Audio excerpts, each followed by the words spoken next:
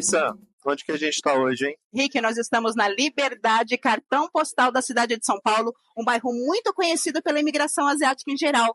Mas o que a gente está fazendo aqui, Rick?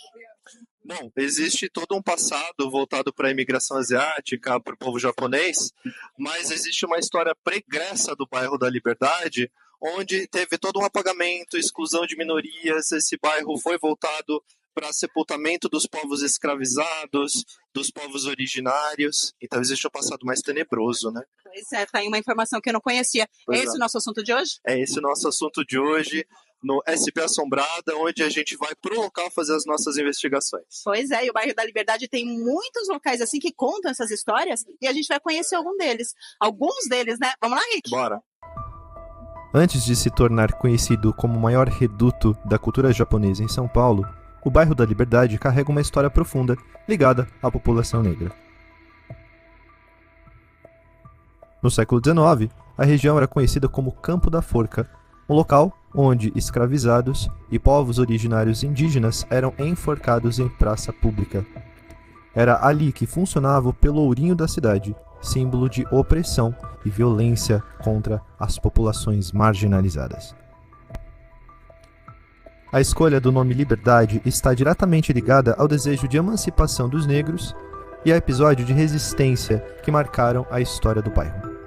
Um desses episódios é a história de Chaguinhas, um soldado negro que se tornou símbolo da luta pela liberdade.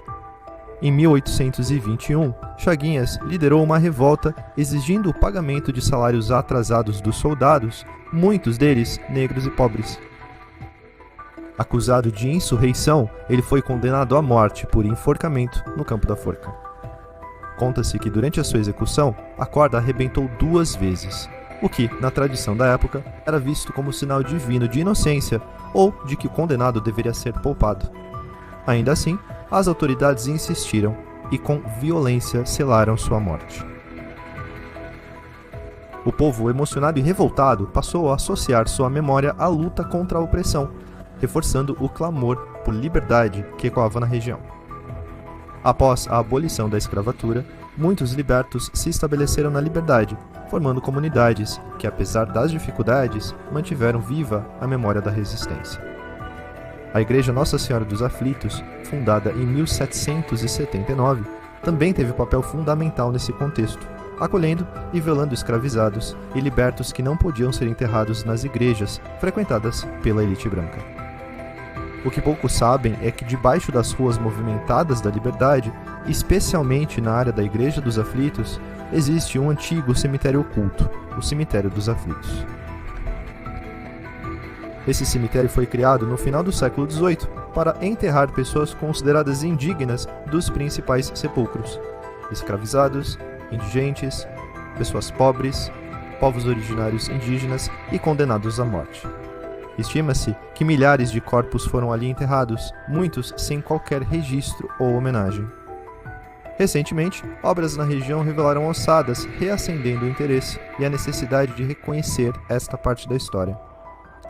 Hoje, movimentos sociais, artistas e pesquisadores trabalham para resgatar a memória negra da liberdade. Iniciativas como o Liberdade Negra, roteiros históricos e eventos culturais têm fortalecido a consciência de que a verdadeira história do bairro precisa ser contada, respeitada e celebrada. Esse movimento recente é uma resposta à tentativa histórica de apagamento da presença negra no bairro e reforça a importância de honrar aqueles que lutaram e morreram por justiça e liberdade. Além da riqueza histórica, a Liberdade também é cercada de mistérios. Com seu passado marcado por sofrimento, morte e resistência, relatos de manifestações espirituais, fenômenos inexplicáveis e uma atmosfera carregada são comuns, especialmente nas redondezas da Igreja dos Aflitos e nas ruas próximas ao antigo Campo da Forca. Moradores e visitantes contam histórias de vozes sussurradas, aparições e sensação de opressão, como se as almas daqueles que ali sofreram ainda ecoassem pelo bairro. A Liberdade, com seu solo carregado de memória e dor, é um dos locais mais misteriosos e espiritualmente intensos de São Paulo. Assim, a verdadeira Liberdade é muito mais do que um cartão postal de cultura oriental. É um território de memória negra, de luta por dignidade e de mistérios que ainda habitam silenciosamente suas ruas. E é sobre isso que nós iremos falar hoje no episódio especial do Agentes do Tarô. Bom, então vamos lá. Antes da gente passar para a Sam, eu quero dizer aqui que a nossa proposta não é sensacionalizar esse caso, e sim passar um pouco para a história do bairro, né? A história de apagamento, toda a questão cultural, a exclusão das minorias. E é claro que a gente vai fazer isso com todo o respeito devido, né? A gente vai tratar dessa problematização e vamos deixar algumas chaves para quem quiser colaborar com as propostas do bairro, tá? Chave Pix, da Capela dos Aflitos, a gente vai colocar um QR Code depois, ok? Então vamos lá, Rick. Que esse é o nosso segundo episódio em loco e que você que está aí do outro lado nos acompanhando o nosso trabalho, acompanhando esse novo projeto, estará conosco nos mais diversos lugares que a gente levar vocês, né, para jogar tarô com a gente, os lugares mais emblemáticos aí de São Paulo. Joga com a gente também, né, mesmo que não seja ao vivo, seja um programa gravado, coloca aqui no chat o seu jogo, comenta, porque a gente sempre olha, a gente sempre assiste depois, né, e vê os comentários de vocês. A gente Combinado? sempre lê, dá like, responde quando for possível. Isso. E é isso. E o jogo de vocês é sempre muito importante para complementar Exato. os nossos jogos e contribuir com o nosso trabalho também. Muito bem, então, nos apresentando para quem ainda não nos conhece, eu sou Ricardo Baratella, tarólogo, professor de tarô e administrador da Via Lunar. E eu sou Samantha Calegari, taróloga, administradora do Espaço Merkabah. E eu tenho um recadinho aqui para você, que eu tô lendo, tá, gente? A gente tem um roteiro, precisa ser lido pra gente não se perder. Eu quero pedir para que vocês nos sigam no Instagram. Quem ainda não segue, não curtiu, né, não se inscreveu aqui no nosso canal no YouTube, se inscreve. A gente tem um grupo fechado no Telegram, então lá a gente sempre coloca em primeira mão as novidades. E o link deste grupo está na bio do Instagram, @agentesdotarô. Tá? Então se inscreve, compartilha, divulga o nosso trabalho, nos ajude a crescer, porque se a gente cresce, a gente consegue fazer cada vez coisas mais legais. Hoje a gente está em São Paulo, pode ser que a gente viaje pelo mundo. Isso, e a gente consegue comer mais lamen, porque esse lamen tava maravilhoso. Pois é, isso que eu ia falar antes de você começar, né, fazer a abertura, que a gente está aqui de barriguinha cheia, a gente está na Liberdade, num tradicional restaurante aqui, a gente já encheu o buchinho e está preparado para jogar. E a gente teve tarô. autorização para gravar, pedimos antes, a gente estava desesperado, né? Que fosse um lugar bom. legal para comer, inclusive. E depois a gente vai deixar também o link aqui, o endereço desse restaurante para vocês virem provar o lamen, que ó, é isso aí. Divino. Muito bem, então vamos começar? Bora. O que hoje a gente conhece como Bairro da Liberdade, antes de se tornar um centro da cultura japonesa, foi um núcleo institucional por onde passavam negros escravizados e indígenas no período colonial e imperial de São Paulo. A região era considerada periférica e funcionava como um centro de punição, tortura e morte de pessoas escravizadas e marginalizadas pela sociedade paulistana desde o século XVIII. Cruel, né? E é uma história que poucas pessoas conhecem, é verdade. Né? Eu conheci há pouco tempo. Sabe quando que eu conheci? Quando teve essa reforma recente aqui da Liberdade, que eles tiraram de algumas ruas a decoração para justamente fazer referência até a a própria isso. estátua, a escultura Isso, que a gente foi viu por da conta disso, Madre Elisa é muito tinha. recente. Exatamente. Sim. O bairro da Liberdade concentrava espaços de tortura e morte contra os negros na escravidão. A paisagem urbana dessa área era formada, sobretudo, por aparelhos de tortura e locais de sepultamento, configurando um sistema punitivo completo para aqueles que resistiam à opressão ou simplesmente eram considerados indesejáveis pela sociedade colonial. Era para essa região que se enviavam escravizados naquela época, os fugitivos e condenados à morte por enforcamentos, indígenas e outras pessoas excluídas da sociedade, as minorias. Né? No atual Lago da Liberdade funcionava um antigo Campo da Forca, que a gente mostrou aí na entrada do programa. Né? E ali eram realizadas as execuções públicas. Sabe aquilo que a gente vê em filme? Era ali que eles faziam, acontecia. Né? Então, muitos dos executados eram pessoas escravizadas que ousaram se rebeliar e fugir da escravidão. Em 1821, por exemplo, José Crioulo e João Congo foram executados ali e tiveram suas cabeças decepadas para serem expostas na cidade. É bem cena de filme, né? Eles levavam as cabeças para a cidade do interior. E deixavam em hastes, né, para servir de exemplo. Né? Então, se você ousar fugir, ousar ir contra, né, as nossas deliberações, isso vai acontecer contigo. Exatamente. Então, era para que servisse de exemplo mesmo.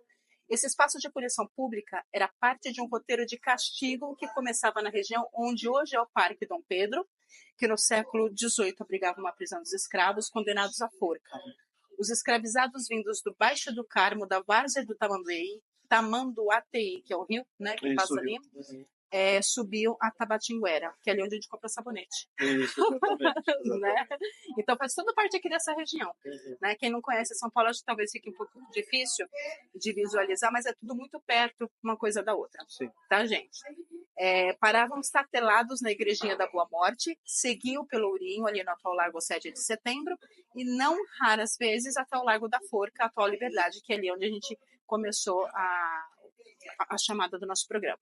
Então, Rick, eu quero começar esse programa aqui pesquisando um pouco sobre esse lugar, tá, né? Sobre esse passado, o início de tudo. Okay. E a primeira pergunta que eu gostaria de trazer é qual a energia, né, que tinha essa região antes da época colonial. Tá.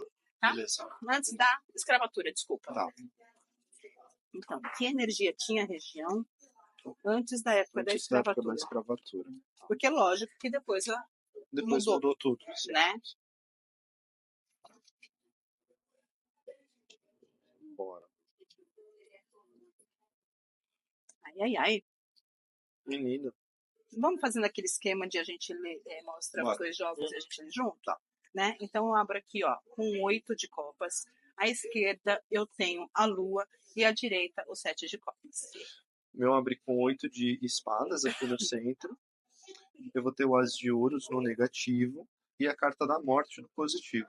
Já não era uma energia boa, né? Já não era uma energia muito boa, não. E sabe o que me faz pensar? Que a própria energia que atraiu o que acontecia ali, e não o inverso. Sim. A gente pode encontrar uma explicação, sim. Era um lugar de... Sabe a impressão que dá esses jogos? De energia muito parada, muito densa e cristalizada lá. Sim. Sabe? Como se fosse coisa de muito tempo. A gente tem questões depressão, da terra. Depressão, tristeza. Acho que muitos povos sofreram ali antes. Sim. Né? Muito provavelmente. Lembrando que a gente está falando aí de 1700, 1800. Quanta coisa já não tinha rolado no Brasil, né? Sim. Isso foi descoberto em 1500. Verdade. Né? O sofrimento dos indígenas, sim, as mortes, perseguição. Então já tinha rolado muito sangue aí. Verdade. Então, eu acredito que não era uma energia boa, né? Já era uma energia de morte. Os nossos jogos já falam isso, de depressão, sim, morte, tristeza, né? Desespero, desamparo. Né? Sim. Falta de encaminhamento. Sim. E talvez essa própria energia tenha atraído, né? Vamos escolher este lugar para isso. Conscientemente. Sim. Bora lá. Bora. Segunda pergunta. Se essa energia influenciou os fatos ocorridos posteriormente. Bom, já está respondido. Já está respondido, né? A gente acredita que sim. Sim. Né? E como o bairro era visto pelas pessoas na época? Vamos ver. Nossa. Caraca, Rick. Meu Deus. Olha só. Olha isso, Samantha. Caramba. Tá. Olha só, fala o seu. Bom, eu abri com 5 de espadas, 5 de paus negativo e o 6 de ouros no positivo. O meu abre aqui com 8 de espadas, aquele oitinho que saiu lá no que jogo. Acabou de sair. O pajem de paus no negativo. E aqui o mesmo 5 de paus que saiu agora no jogo do Rick. E aí, Rick? Bom, já era visto como um lugar realmente de morte, de violência. De lutas, né? Muita violência, muita luta, muita revolta. Eu vejo, sim, a questão da marginalização. A impressão que me dá é que, assim, era o espaço realmente para onde iam os que não deveriam estar na sociedade.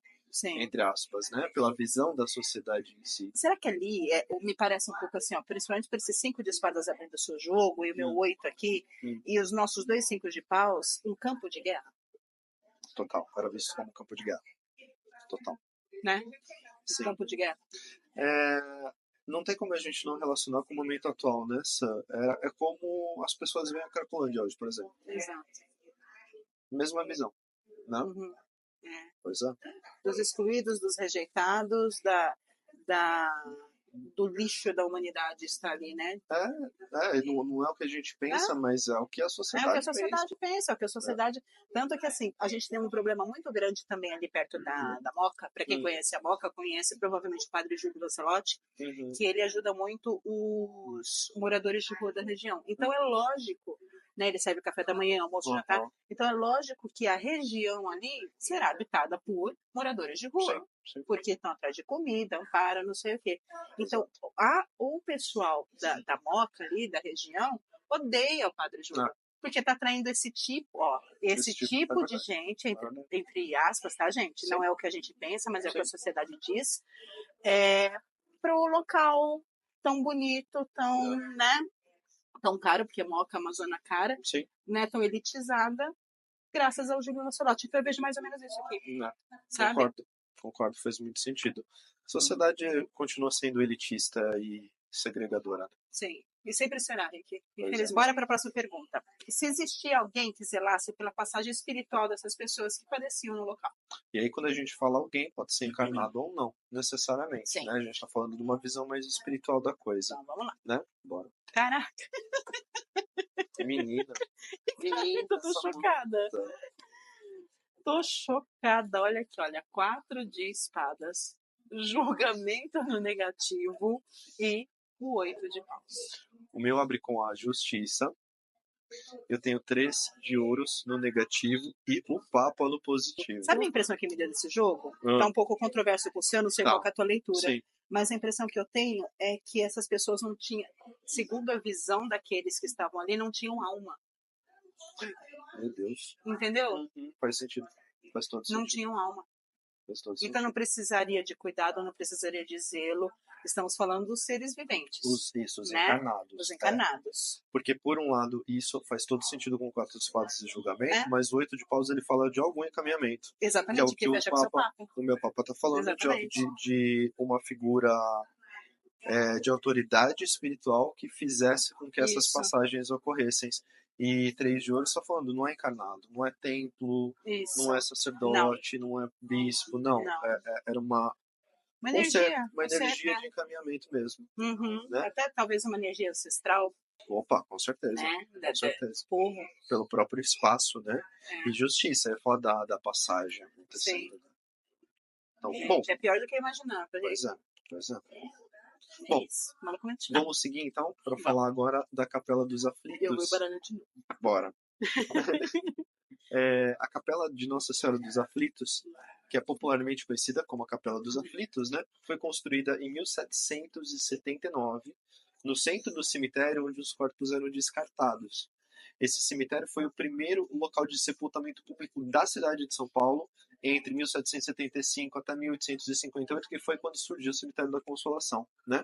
Localizada hoje no beco, que a gente colocou na introdução, a capela permanece como um dos testemunhos materiais da história negra indígena do país e da região. Né? Ela foi construída modestamente em taipa de pilão, sofreu acréscimos de alvenaria depois com a passagem do tempo, e isso descaracterizou inclusive a sua feição original, né, de taipa. Quando o cemitério foi inaugurado em 1858, o Cemitério da Consolação, o Cemitério dos Aflitos deixou de ser, deixa eu voltar aqui que eu me perdi, de funcionar, e o terreno foi loteado, então ficou conservado apenas o beco, aquele espaço específico e a capela. Atualmente, ela está enclausurada por prédios, então o que a gente vê na imagem? É um lugar apertado. É um beco mesmo, a gente passou beco, por lá. Literalmente, e inclusive tinha caminhão de carga e descarga.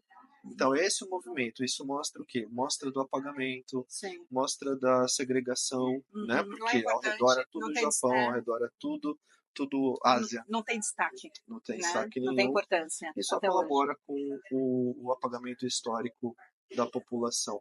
O lado positivo é que começou a reforma na semana passada, a restauração, que já estava sendo pleiteada há muitos anos. Então, o lado bom, a gente fica feliz por isso. Porque a gente ia gravar lá, só que está cheio de tapume e não tem como a gente entrar. A gente tentou entrar, já bloquearam na entrada. Exato. E naquela região, né, ficam aproximadamente 30 mil corpos. Então, assim, que não foram exumados, inclusive. Né? Então, é literalmente um cemitério.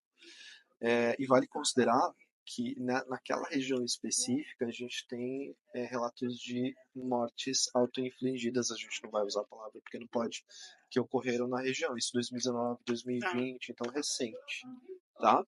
Então eu quero falar um pouquinho sobre esse espaço agora. Primeiro, como a energia do bairro.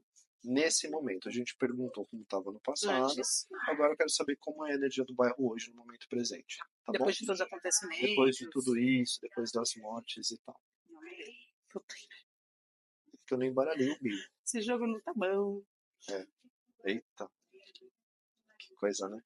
Que coisa. Vai. Esperar você ir. Ah, por favor. Ok. Nossa, 5 de paus de novo. Eu tô com a força no centro. O as de ouros no negativo. E o 5 de paus no positivo. E você? Meu jogo aqui abre com 9 de espadas. No negativo eu tenho um 10 de ouros. E no positivo eu tenho um 5 de paus. Olha, Sam, essa energia continua, né?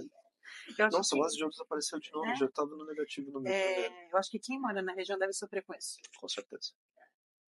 Com certeza. Deve sofrer com isso. Bastante, porque não é uma energia de sofreguidão. Existe isso, né? Essa palavra Existe. sofreguidão. Né? Sim. E é curioso porque, assim, vida noturna aqui quase não existe, né?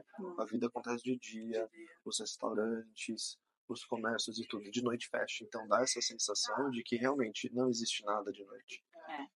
Tanto que mesmo sendo uma região muito conhecida, ela não é tão privilegiada em comparação aos outros bairros centrais, né? Então eu vejo muito essa parada assim de uma energia muito cristalizada, muito antiga, as cartas de ouros no negativo trazendo isso. Por outro lado, se a gente tiver um olhar mais otimista, né, eu tenho 5 positivo no seu e no meu, que fala Mas é o 5 de copas e o 5 de paus. exatamente. Eu tô sendo otimista. Tô sendo Não otimista. passa pano, Ricardo. É uma energia, assim, não melhor, mas é como se tivesse um começo de algum tipo de limpeza, uma reestruturação. Né? Talvez até, Rick, esse resgate, essa tentativa atual, né, de resgatar a história da região. Isso, reavivamento, né? Sim. De resgatar a história do povo que viveu aqui, que não é só o povo que hoje vive, né? Os asiáticos. Talvez isso possa ajudar. Talvez seja esse 5, né? O meio do caminho. Isso, né? exato. Estamos Exato. tentando, né, mudar a retratação. Possa mudar essa energia. Isso, e o 9 de espadas fala dessa tomada de consciência, né, a força também, então assim, é um trabalho longo, porque séculos, mas de alguma forma existe um começo. Exatamente. Bom, vamos avançar agora para a segunda pergunta, que é a seguinte: existe influência espiritual do cemitério para o bairro? Então a gente vai focalizar no cemitério, que é ali embaixo da igrejinha, que fica embaixo da igrejinha, e se sim, como isso influencia na energia da cidade. Tá? Então, da cidade? Da cidade. A gente está pensando bairro, micro e cidade de Cosmos. Tá? Então vamos lá.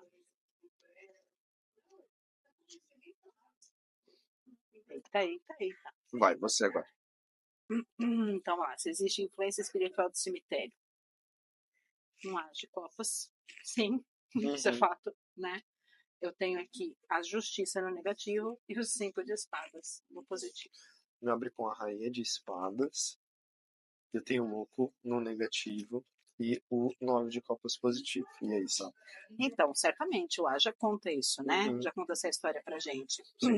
E que essa justiça no negativo me traz um pouco a questão que eu levantei no quesito anterior. Essa tentativa de retratação, do apagamento, né, dessas memórias. Da injustiça. Da injustiça. Da injustiça. É uma coisa muito latente, né? Então, talvez essa retratação possa realmente acontecer e essa energia mudar. Mas sim, existe uma energia latente que influencia não só o bairro. Isso, e outra coisa que é legal a gente pontuar, né? O louco com a rainha de espadas, seu as de copas com a justiça, além de falar da injustiça, é como se fosse perpetuação das violências. Sim. E aí a gente não está falando do espaço como cemitério, porque existem diversos cemitérios na cidade, mas sim como algo clandestino, como algo que não foi realmente reconhecido pelo Estado, pela sociedade. Exatamente. Então isso reverbera de uma forma a injustiça gera injustiça, sabe assim? Sim. Essa é a impressão que eu tenho do meu jogo, as coisas continuam, né? Vira uma bola de neve, né? Exatamente. Concordo. E pro bairro, problemático. Pro bairro não, pra cidade, né? Louco. Eu não tenho dados assim de como é aqui a questão de violência na liberdade. Tem bastante. Tem bastante. Assim como toda a região central, né? Mas tem bastante, tanto que as pessoas não saem de noite. E é um reflexo dessa energia. E é um reflexo, não é uma explicação, é um reflexo. Não, é um né? reflexo. Existem as explicações de política pública, de governo, Sim. de verbo, mas a gente está falando de uma explicação, né, voltada para o energético. Uhum. Então, só legal lembrar disso. Mas existe uma influência, tá? Bom, vamos lá. Esse espaço que a gente está falando, onde tem 30 mil corpos, ele está lá, né, há dezenas, centenas de anos, na verdade, e eu quero saber o seguinte, Sam. Existe algo que deva ou possa, a gente está falando de dois verbos, Tá. que deva ou possa ser feito em nome dessas pessoas, tá? Aí a gente está falando de sociedade, não é responsabilidade nossa unicamente, tá bom? Caralho. Tá, o meu abre com 6 de copas, 10 de espadas, negativo, e 4 de paus positivo. E você? O meu aqui já abre com a roda. Vou começar a fazer igual blogueirinha. Assim, Isso. o rei de paus. A nossa diretora aqui está tentando pôr foco na carta. E o papa. Né? E aí? Acredito que sim. Né? O 6, além de trazer esse tom de reconhecimento... E o 6 fala de passado. O seis 6 é fala de nostálgico. passado. Esse O seis de 6, para mim, quando a gente pensa em política pública, é institucionalizar a região como cemitério. Uhum. Reconhecer os mortos que estão lá e falar, bom, Mas é isso. pensa, Reiki, olha só, a própria roda, né, pode estar falando dessa mudança, dessa necessidade de mudança, né? Mas como seria para o comércio da região? Exato. Eu acho que essas são as dificuldades. Exatamente. A gente né? não está falando que é exatamente possível de ser feito. As Né? dificuldades. Puta, do lado do cemitério, Exatamente. né? Exatamente. E não é um cemitério da Recoleta, não é um cemitério da Consolação. Não é cemitério do... É um cemitério de negros. Exatamente. Exatamente. Não Né? é Araçá. Né? Então existe toda uma problemática. Mas o meu jogo, pelo menos, não sei como é que você vê o seu exatamente, ele está falando realmente desse reconhecimento do espaço, do enobrecimento do espaço, inclusive da celebração do espaço, aí sim, em nome da memória. Sim, da memória e da religiosidade. Exatamente. Né? Exatamente. O Papa. Exatamente. É isso aí. Mas até isso acontecer, né? Até isso acontecer, a gente faz a nossa parte, de repente, né, se posicionar naqueles espaços com respeito, fazer ofertas, falar a respeito também, de alguma forma, é falar da história, né? Por isso que eu achei importante falar desse caso, porque existe uma problemática. Falar da história é manter vivo, é não deixar cair no esquecimento. Exatamente. Então, outra pergunta agora para a gente avançar nessa investigação. Existe relação entre essas mortes recentes e o histórico do bairro? Então vamos lá. Eu quero saber se existe uma relação direta, tá? Relação direta entre as mortes recentes que acontecem aqui? Meu Deus, Samantha. E a história do bairro? A energia do bairro e tudo, né? Então vamos lá. 2 de paus abrindo meu jogo. Eu tenho um 5 de espadas no negativo e um 7 de ouros no positivo. E você? Não abre com pendurado. Só pendurado ou enforcado, né? As de copas negativo e as de paus no positivo. Ah, com certeza tem. Né? A gente já tinha falado sobre isso, né? Que a energia da região gera violência, né? Gera essa exclusão que a gente vê aqui, né? A gente só assim, ali do metrô até aqui, com quantos moradores de rua a gente cruzou? Nossa, vários. Né? Vários. Então, assim, com certeza. Influenciou sim, e eu vejo uma relação direta. Claro que, né, dadas as subjetividades e tudo, mas existe. Bom. E além, né, como você mesmo falou, é além das questões sociais, socioeconômicas, econômicas, políticas. Sim. A gente está falando de energia, gente. Exato. Tá? A gente está falando de energia. Então tem uma relação sim, tá? Vamos seguir agora para ver se existe um lado mais luminoso dessa questão, que é a seguinte: a gente está falando de religiosidade, a gente está falando de espiritualidade. E existem capelas, existe a igreja, que fica na praça, e existe a capela dos aflitos. Então eu quero saber aqui como a presença da capela dos aflitos e da Nossa Senhora, que é a padroeira, né, dessa capela, Nossa Senhora dos Aflitos, afeta o espaço do bairro. Tá? Então vamos lá. Como que as capelas, as igrejas afetam... Essa especificamente, dos aflitos. Como isso afeta a energia do bairro. Como um todo. Isso. Tá. E aí? Abro aqui com 4 de ouros. Eu tenho um cavaleiro de ouros no negativo e o sol no positivo. Eu abri com torre, arcano maior. Só por isso você que vai começar a ler. Pois é. Eu tenho 2 de ouros no negativo e o pajem de ouros no positivo. Sabe, mesmo que seja torre, ela fala da casa de Deus, ela traz os templos, né? Uhum. Então eu vejo uma afetação positiva no bairro. Uhum.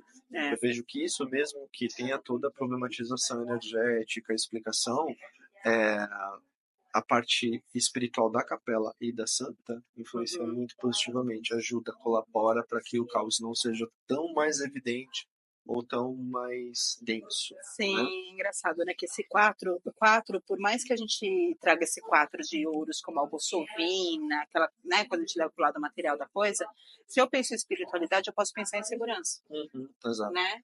Então, creio que seja algo que, para as pessoas, né, o consciente coletivo, Consciente coletivo, perfeito. As pessoas se sintam mais seguras, as pessoas se sintam mais à vontade, o próprio sol, né, trazendo mais essa leveza, essa questão, essa alegria, pueril, né? Isso, sim.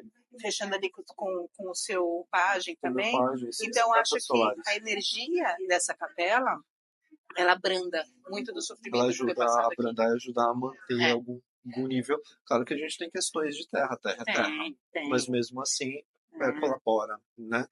Para que isso fique. Que são as forças opostas, né, Rick? Exatamente. As forças opostas, naquela busca do reconhecimento, da retratação, sempre vai ter, né, uma penada. Exatamente. Sempre. Né? São 30 mil, São porque 30 a gente mil, sabe que existe. Na meia dúzia, né? Exatamente. Então, existem as forças contrárias, mas a capela traz, sim, essa questão, né, do abrandamento dessa energia hostil, dessa energia densa, pesada, que o lugar traz, né? Muito bem, para a gente encerrar esse bloco agora, eu quero saber o seguinte, e aí é algo menos espiritual, tá?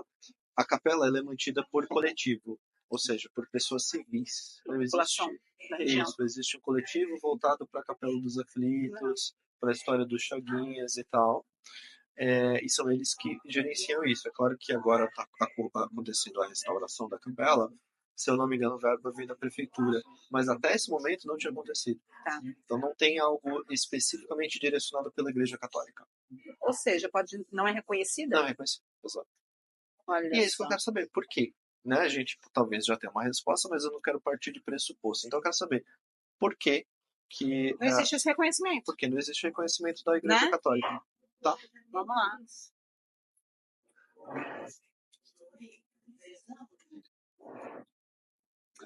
Já entendi tudo. Vai, então, você. Então conta. Já que você entendeu, você conta. Né? Eu tenho a Rei de Paus abrindo. Desculpa. Rainha de Espadas positiva. Não, Rei de Espadas no negativo. E 3 de Paus positivo. Meu jogo aqui abre com 2 de ouros no centro. Eu tenho a força no negativo e o mago aqui no positivo. Vai. O Sam, sabe o que eu vi aqui? Reconhecer aquele espaço, reconhecer a capela, dar valor para a capela, para a espiritualidade lá, também é reconhecer os erros da igreja. Também é reconhecer a perseguição. Também é reconhecer que existiu uma política, que existiu uma política, inclusive, da igreja para a escravatura. É mais uma tentativa de apagamento de tudo que aconteceu ali. Exatamente. Né? A força no negativo me traz essa questão, né? Não ter esse enfrentamento. É isso. Então, assim, o 2, vamos deixar ali, né? De qualquer jeito, assim, vamos levando, vamos barrigando. Isso. Vamos barrigando, recomodar. Porque reconhecer é reconhecer os erros, o que foi feito, Exato. Né? As perseguições. Sabe a impressão que eu tive? Que esse rei, o rei de paus e o rei de espadas são o mesmo. São dois lados da mesma figura, entendeu? Então reconhecer uma parte, também reconhecer tudo que foi feito contra, né? A tirania. Mas, por exemplo, no positivo, a gente tendo o mago e ali um 3 de paus, eu acredito que isso possa acontecer. Possível. Né? É possível. Que, historicamente, né, o processo, diante de tudo que está sendo feito, os movimentos, a própria população, tudo mais, isso possa acontecer, Com esse certeza. reconhecimento possa Com vir. certeza, com certeza. Né? Depende da Catedral da Sé, né? De arcebispos, arquidioceses específicos. Pedido de perdão do Papa. Não é impossível. Né? Não é impossível. Exato. Porque existe toda uma luta, né, a favor. E que assim seja. Muito bem, que assim Espera, seja. né? Vamos continuar aqui para o nosso tópico, porque a origem do nome Liberdade está diretamente ligada a Francisco José das Chagas, conhecido como Chaguinhas. Aliás, eu vou lá fazer um pedido para ele daqui a pouco. Um militar negro que protagonizou uma história que até hoje marca a cidade de São Paulo. Cabo do 1º Batalhão de Santos, Chaguinhas foi sentenciado à morte em 1821 após participar de uma revolta que reivindicava soldos atrasados e igualdade de valores no pagamento para militares brasileiros e portugueses. No dia de sua execução, algo extraordinário aconteceu. A corda da forca rompeu-se por 2 vezes consecutivas. Coincidência. Coincidência. O público, interpretando o fato como um sinal divino, chamou por liberdade. Ai, que linda, tá me arrepiou agora. Essa história eu não conhecia. Clamou por liberdade para o condenado, dando origem ao nome do bairro. Apesar dos apelos populares, as autoridades foram irredutíveis e, na 3ª tentativa, não conseguindo enforcá-lo, decidiram matá-lo a pauladas. Cruel, né? A execução de Chaguinhas gerou uma devoção imediata no local, com pessoas acendendo velas e erguendo uma cruz. Após sua morte, Chaguinhas passou a ser venerado como um santo popular, embora nunca tenha sido reconhecido oficialmente pela Igreja Católica. A gente sabe por quê. Né? A Capela dos Aflitos tornou-se um espaço de devoção às almas dos mortos e ao próprio Chaguinhas. Fiéis depositam pedidos escritos na porta da capela e batem 3 vezes, simbolizando as 3 vezes que a corda se rompeu durante a execução. Muitos também acendem velas no velário da capela e acendem pelas graças alcançadas. Vamos lá, trazendo a primeira pergunta, né? Se a história de Chaguinhas é fiel ao que é contado hoje, se isso realmente aconteceu, se as 2 vezes lá que tentaram executar ele, a corda se rompeu, né? Se ele foi realmente morto a paulada, se isso faz parte do imaginário popular ou se é uma história verdadeira. Perfeito. Tá? Então vamos lá. A história de Chaguinhas é fiel ao que é contado hoje? Tá. Oi, caraca. Tá. E aí? E aí que meu jogo aqui abre com 5 de ouros. Eu tenho um mundo no negativo. E tenho aqui um 3 de copas não positivo. O meu tá com 5 de paus na resposta, 8 de ouros no negativo e 8 de paus no positivo. O que você acha? Olha, eu acho que não toda a história foi um Ipsis pouco... literis não, né? Ipsis literis não, foi floreado, né? Teve muita violência, isso é fato. Teve. Né? 5 de ouros, 5 de paus. Sim. Teve muita violência envolvida. Teve revolta, né? Eu vejo revolta pelo 8 de paus, eu vejo esse contraste. Agora, o 8 de ouros, ele fala de um ponto que vai aumentando. Então, de repente, quem conta um conto, ele aumenta um ponto. Então, por exemplo, sobre a questão liberdade, né? A gente vai perguntar isso no roteiro, inclusive, não sei se exatamente faz sentido. Tá. Né? Igual a independência do Brasil, né? Independência ou morte, exatamente. Foi lá no Ipiranga e gritou. O cara tava cagando. Exatamente. Dizem, né? Exatamente. Então, assim, não é ipsis literis. Tem muita verdade, mas também existe um floreio. Também acredito nisso, na violência. Mas fez-se, né, uma história bonita de ser contada. Exatamente. Né? Durante o longo da história, né, ao longo do tempo que eu passando. A garganta tá péssima. Tá ruim. Tô morrendo. Não morra que a gente tem um episódio pra terminar. Vai. Então, ao longo desse tempo, as coisas, a história foi se alterando, mas o contexto em si, eu acho que é real. Acredito que seja real. Tá, beleza. Tá? Então vamos lá. Eu acredito que 2 vezes tentaram enforcar. Eu também, porque daí seria muito difícil alguém inventar. Né? Isso eu acredito. Também acho. Da comoção popular, do tipo, não matem. Isso. Deus não quer que mate, sei lá, né? Exato. Isso eu acredito. Também acho. Voltamos depois de uma pequena intercorrência. Essa banda aqui começou a virar do avesso. Agora que o nosso banchá. Isso. Vamos lá, qual que é a próxima? Tá, então vamos lá. Vamos perguntar o seguinte: de que forma o Chaguinhas pode auxiliar espiritualmente seus devotos? Então a gente está falando da santidade aí. tá? Tá.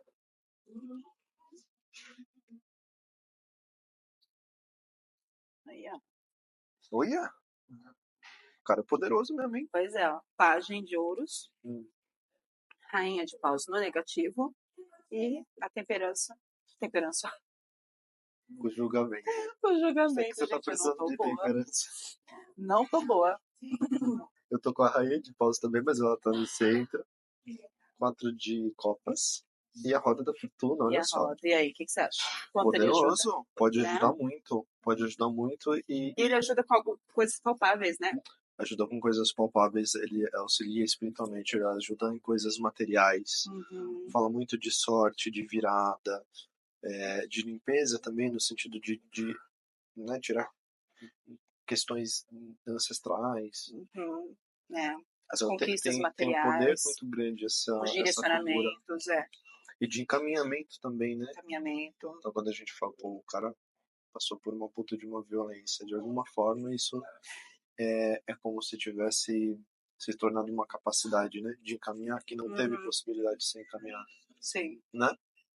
sim. Já tô indo lá fazer Gente, vamos, meu cara. pedido pro Chaguinhos. Bora. Quer que eu avance? Então bora. Antes que eu tussa de Antes que novo. ela tussa. Agora sim, ó, vamos tirar uma carta só Tá. para saber do seguinte, se essa história dos gritos de liberdade são fiéis ao que é dito. Então, o nome do bairro se deve realmente aos gritos de liberdade conforme narrado? Da população? É isso. Leão. Estrela. Página de espadas. Alguém pode estar falando assim, liberdade, lá embaixo. Bem baixinho. Isso, e aí falou, as pessoas gritaram, né? Não acho que é fake news, mas é Não, quem um aumento. ponto- Deu um aumento aí. Nelson Rubens é aumento, mas não invento. É, uma história pra ficar bonita. Vamos avançar. Chaguinhas será reconhecido oficialmente como santo em algum momento? Pela Agora que eu Igreja notei, Católica. presta atenção, Ricardo, gente. Pausa aqui, ó. Hum. Pausa não, continua. Agora que eu notei que eu que tinha que fazer essas perguntas, Sim, que eu tava por isso morrendo, que eu falei, você quer que eu pergunte? eu estava morrendo. Aí Não, ele você tá continuou. fazendo uma pausa, os velhos que estavam jogando boca na gente. Elas estavam incomodadas. Tinha umas senhorinhas ali. Elas estavam Vou incomodadas. contar pra vocês. Tinha umas senhorinhas ali. Desde a hora que a gente chegou, aí a hora que a gente comeu tudo, né? A hora que a gente começou sobre o tarô, assim, tipo, tentando entender o que estava acontecendo. E Agora, falando alto, se vocês estiverem ouvindo um barulho antes, é por conta disso. para as senhorinhas, 4 senhorinhas ali, ponto da terceira idade, sabe? As amigas. Agora vai passar minha tosse, vocês vão ver.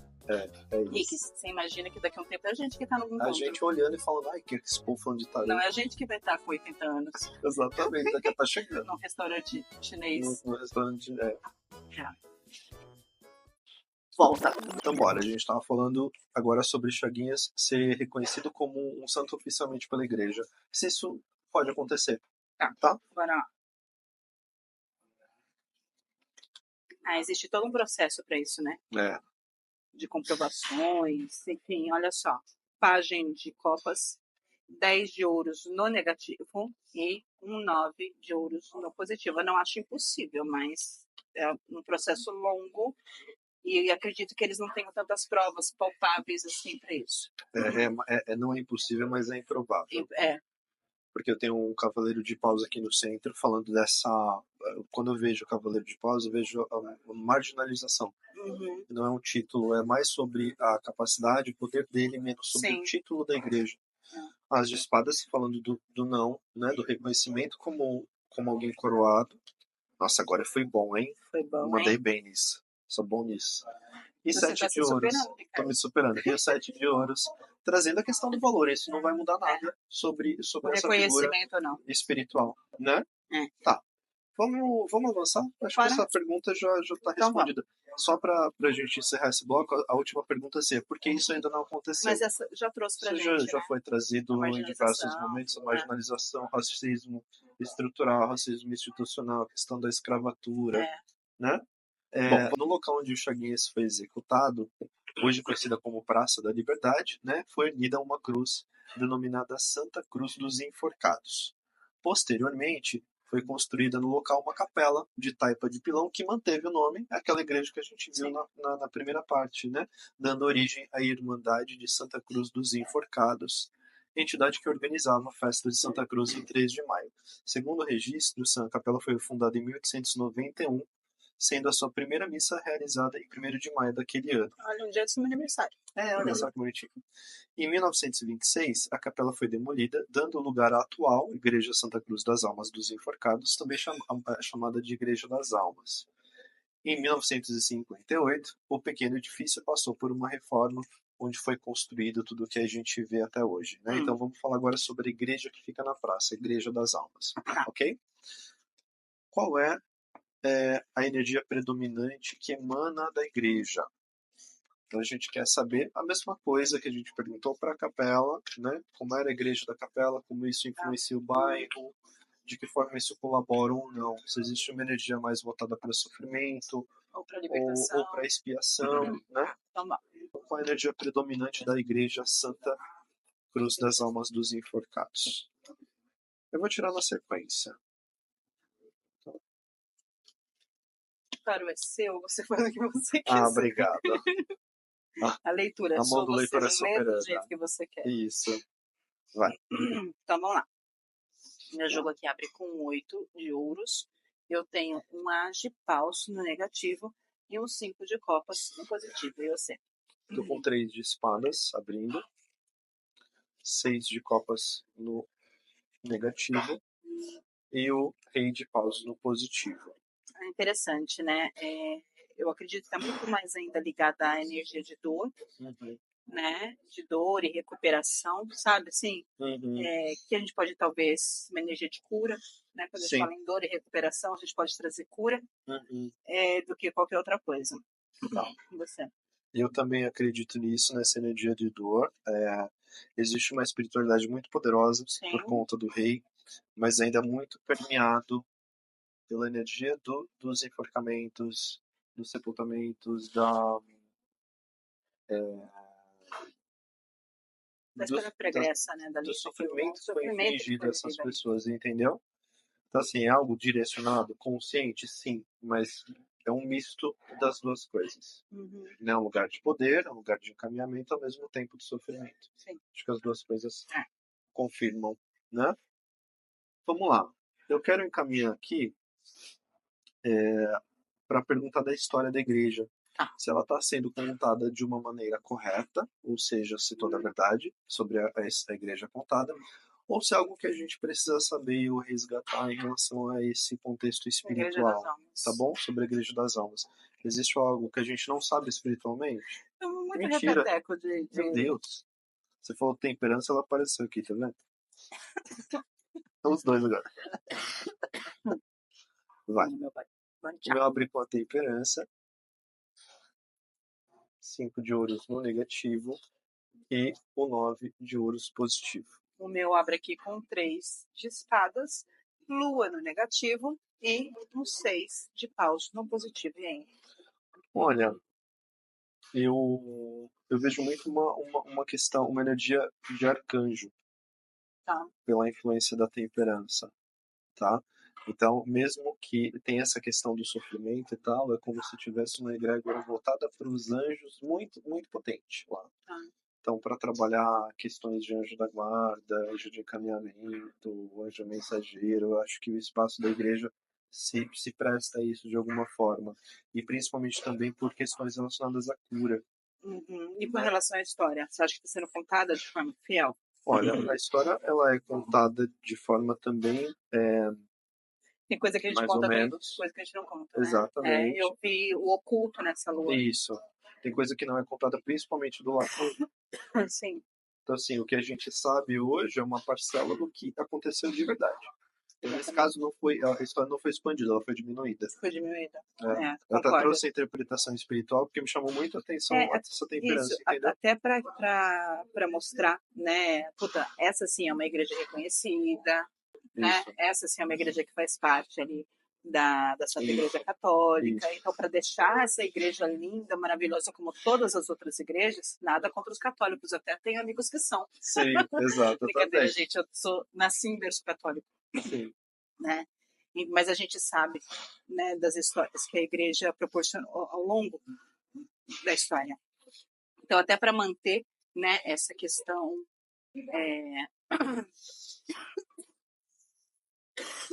Eu estou sendo calada. Calma, que eu volto. Que ninguém te enforque. Chegou mais outro. Então. Então, até para manter, né, essa soberania da Igreja Católica, essa beleza que a Igreja Católica prega, muitas das coisas foram apagadas e ocultas. Essa lua me traz muito isso. Exatamente. Então, o que é bom a gente evidencia. Exatamente. O que é ruim a gente bota embaixo do tapete da capela. Exatamente. Bom, então tem uma questão espiritual voltada aí para questões de cura e tal. Sim. Bom, só para a gente encerrar então, nosso episódio de hoje, eu vou abrir um pequeno parênteses aqui, mas eu quero só trazer mais uma pergunta, tá, Sam? Que é o seguinte. Tá, eu já recolhi aqui. Só uma última pergunta, que é assim, como essas almas, né, do espaço e dessa igreja especificamente, percebem os pedidos, as orações, né, e os feitos dos fiéis? Então, será que existe alguma intervenção? Será que existe uma força de egrégora dessas almas? Ou elas também estão buscando auxílio? Deu para entender? Entendi. Você não está falando do santo em si. Estou falando né? das almas. Dos Chaguinhas em si. Não, você está falando tô falando das todas almas. essas almas enterradas, se elas em algum momento interferem na realização dos pedidos dos devotos. Isso. Então vamos lá. Legal. Sim, né? Sim. Olha só. Mago abrindo, não só interfere como direciona. Né? Rei de ouros no negativo e o 5 de paus no positivo. O meu tá com o Rei de Ouros abrindo, o mundo e a morte. Mesmo que o mundo esteja aqui no negativo, ele está me falando muito mais que não é um indivíduo exclusivamente. Sim, é o egrégora em si. Então existe uma... O trabalho em conjunto. O trabalho em conjunto. Existe uma egrégora Chaguinhas que não é apenas ele. Sim. Né? Foi essa impressão que eu igual tive. Falange, para quem conhece uma falange, exato. Né? Falange de Umbanda. Exato. Né? Então você tem o Zé Pilintra no terreiro A, outro Zé Pilintra no terreiro B. É uma falange. Exato. Né? São vários, uma energia. Isso, né? ele como líder, isso, né? ele como líder. Como condutor, e aí as forças conduzindo. Então, muito bacana. Exatamente. Né? Que bom. Bom, então agora sim, pra gente encerrar, galera, vale citar aqui o apagamento da história do bairro da Liberdade. Né? A partir do final do século XIX, São Paulo passou por um processo de transformação que buscou apagar os vestígios desse passado colonial escravocrata. Teve uma... eu vou abrir um parênteses daqui, uma aspas, na verdade, sobre uma fala de um pesquisador, na verdade, tá? São Paulo teve um processo sistemático de apagamento das camadas. Nossa, o negócio tá correndo sozinho. Eu tô nervoso aqui, né? Não, é poltergeist. São Paulo teve um processo sistemático de apagamento das camadas da escravidão, com narrativa de que foi criada pelos bandeirantes jesuítas. Então lembra do que a gente viu antes, né? E desenvolvida pelos imigrantes. Disse Wesley Vieira, que é historiador da USP. Fecha aspas. A configuração urbana da cidade foi feita para atender os interesses da elite paulistana, seguindo os mesmos padrões de exclusão, né, do período escravocrata. Um novo ordenamento urbano foi adotado, e a São Paulo que emergiu no início do século XX foi erigida a partir desses escombros e do ocultamento do passado colonial. Né? O processo de orientalização porque esse termo não é mais utilizado hoje, no bairro da Liberdade, se intensificou lá no final dos anos 60, agora 1960, constituindo o primeiro e mais sólido apagamento da memória negra africana da região. O bairro, que tinha uma história profundamente ligada ao povo negro, passou a ser reconhecido como típico bairro japonês, né? Tudo que a gente está vendo aqui. A transformação do bairro em um ponto turístico associado à cultura asiática ocorreu como parte de uma estratégia que foi deliberada para apagar a história do bairro, né? Foram criados uma série de símbolos para testar essa narrativa e negar o passado de desumanização. E a gente filmou lá no começo, né, na introdução, a estatueta, né, a escultura de Madrinha Eunice, inaugurada em 2 de abril de 2022, ou seja, faz 3 anos que foi inaugurada na Praça da Liberdade. Eu não tinha visto ainda. Exatamente, porque foi durante a pandemia, inclusive, né, no final da pandemia. E a Madrinha Eunice, chamada Deolinda Madre, é uma figura histórica do samba paulistano e ativista do movimento negro. ela está muito relacionada a trazer o carnaval para São Paulo, do Rio de Janeiro. Ela fala muito dos festejos, né? E a gente sabe que o carnaval tem origem negra africana, né? E quem construiu essa escultura foi uma artista chamada Lídia Lisboa.